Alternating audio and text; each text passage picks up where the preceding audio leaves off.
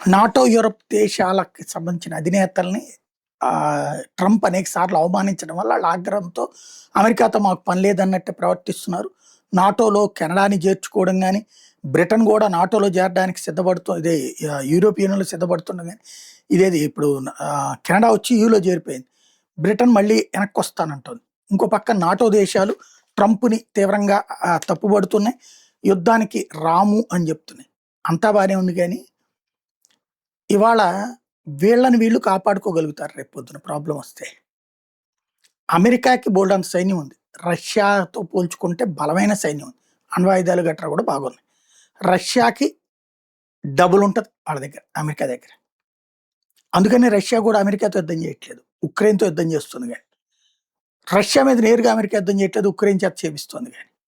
అది ఒక స్ట్రాటజీ. ఎందుకంటే డైరెక్ట్‌గా దిగితే నాశనం అవుతారు కాబట్టి. ఇప్పుడు గల్ఫ్ దేశాలకి ఇప్పుడు ఏం తేలింది? అమెరికాకి డబ్బులు కోట్లకు కోట్లు పోశారు. చివరికి ఇరాన్ యుద్ధం చేస్తుంటే కాపాడగలిగిందా అమెరికా? లేదు. రేపు నాటోని అమెరికా కాపాడగలుగుతుందా? లేదు. యూరోపియన్ కాపాడగలుగుతుందా? లేదు. ఈ మధ్య నాటో దేశాల మీదకి 2, 3 సార్లు ఇరాన్‌కి సంబంధించిన ఏదైనా రష్యాకి సంబంధించిన మిస్సైల్‌లు ఎళ్ళినాయి. ఏమన్నా చేయగలిగినాయా?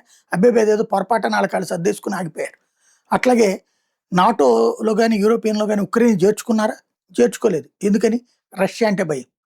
కాబట్టి అమెరికా, రష్యాలని కాదని వెళ్ళగలిగిన స్థాయిలో యూరోపియన్ యూనియన్, నాటోలు ఉన్నయ్యా? అన్నదే $1,000,000 ప్రశ్న.